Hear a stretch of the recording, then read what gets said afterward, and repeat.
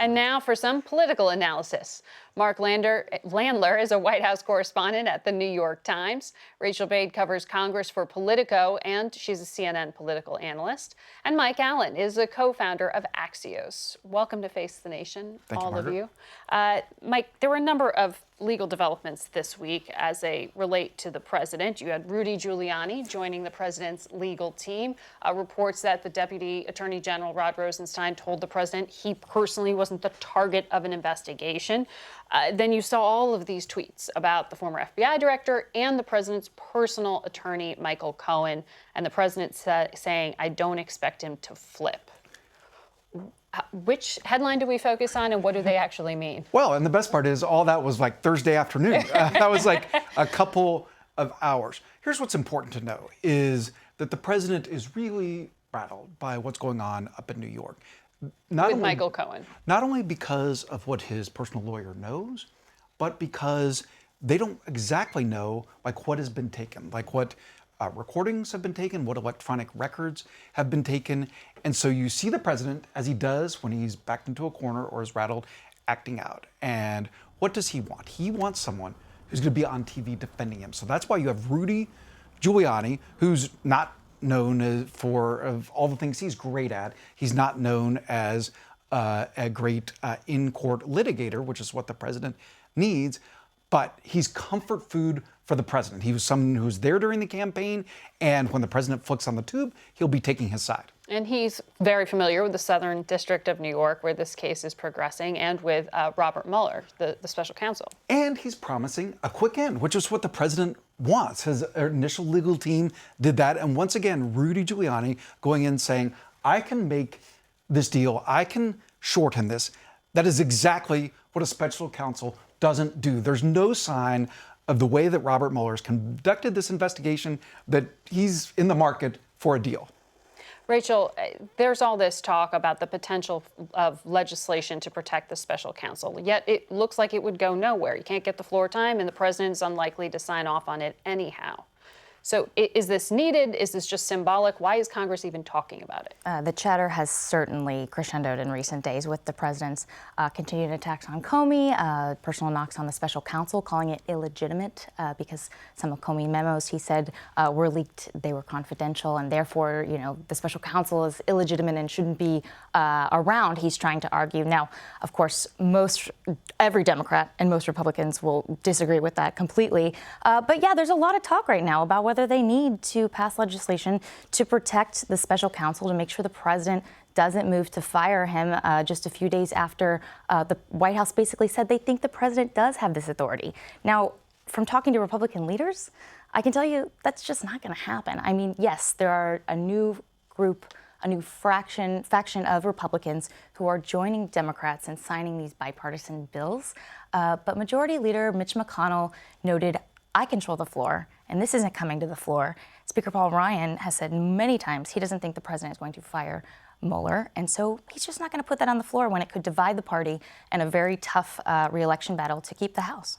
Mark, there was also sort of a battle being played out in the public eye this week within the administration. Nikki Haley, the UN ambassador, was on this show, couldn't have been more definitive or clear in the timing and the specific rollout of Russia sanctions, and then the White House said she was confused.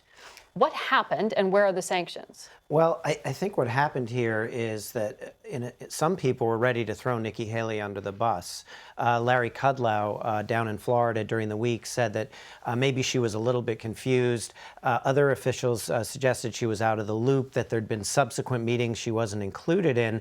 She then answered rather authoritatively, I was not confused. I think that was actually a very interesting blow by a woman in the president's cabinet to stake her ground, and I think it's made a big impression. Now, the question is, what does it mean for her relationship with the president going forward? It was a pretty strong stand for her to take.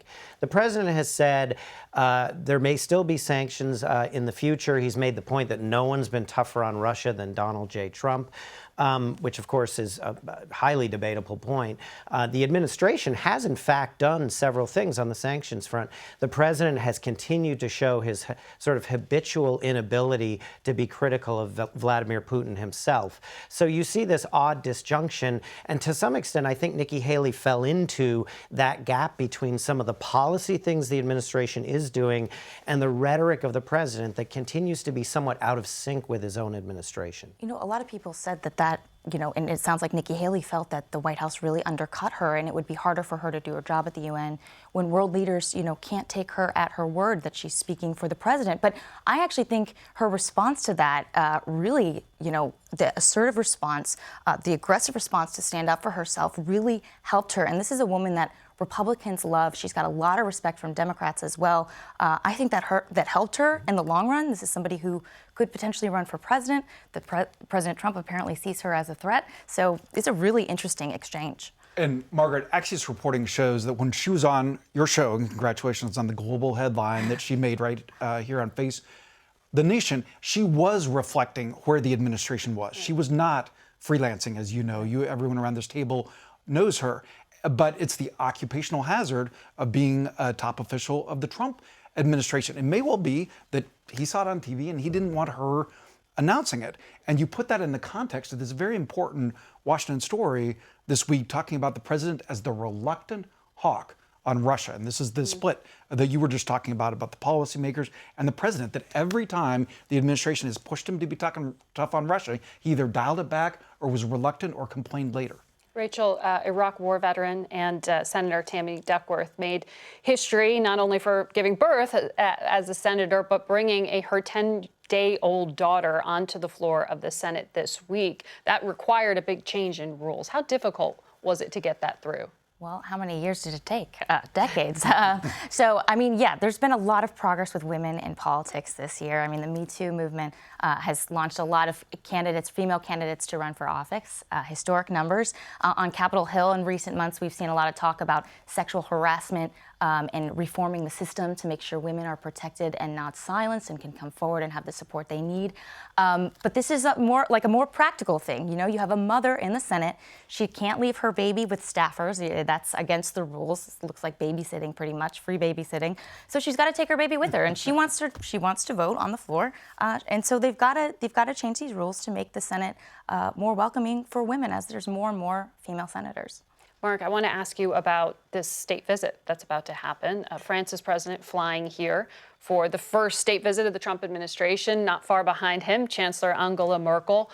What is the big ask that they are coming to Washington with? Well, I think Emmanuel Macron will probably make a strong and potentially last-ditch case to President Trump not to rip up the Iran nuclear deal. Macron, as you know, has sort of developed a very strong personal rapport with the president, but it hasn't actually translated into any major achievements. He tried to talk him out of pulling out of the Paris Climate Accord. That didn't work. The president faces this deadline of May 12th in deciding whether he's really going to walk away from the Iran deal. He's been involved in this negotiation with the Europeans. They're trying desperately to come up with a formula that could somehow persuade the president to stick with the deal. I think Emmanuel Macron will draw heavily on this sense of rapport to say, Mr. President, we've gone some distance toward meeting your concerns. Stick with it, stick with the deal. You know, you talked to Javad Zarif a few minutes ago on the show, and he made the point that Iran is not willing to change its view toward the deal. So it'll be very interesting to watch how that plays out. It will. High stakes. Thank you, Indeed. all of you. Happy Earth Day. Happy Earth Day. We will be right back.